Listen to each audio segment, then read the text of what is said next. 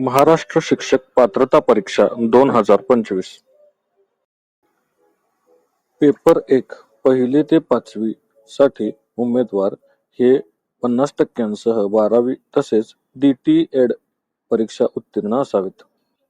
Paper 2 इयत्ता 6वी ते 8वी साठी उमेदवार हे 50% गुणांसह 12वी तसेच BA, BSc ED किंवा BA ED किंवा BSc ED पदवी परीक्षा उत्तीर्ण असावेत.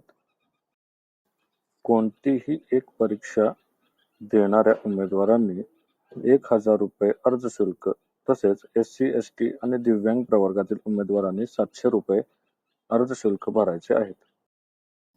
दोन्ही पेपर देण्यास इच्छुक असणाऱ्या उमेदवारांनी 1200 रुपये अर्ज शुल्क तसेच SC, ST आणि दिव्यांग प्रवर्गातील उमेदवारांनी 900 रुपये अर्ज शुल्क ऑनलाईन पद्धतीने जमा करायचे आहे. अर्ज हे ऑनलाईन पद्धतीने करायचे असून अर्ज करण्यासाठीची शेवटची तारीख ही 3 ऑक्टोबर 2025 आहे.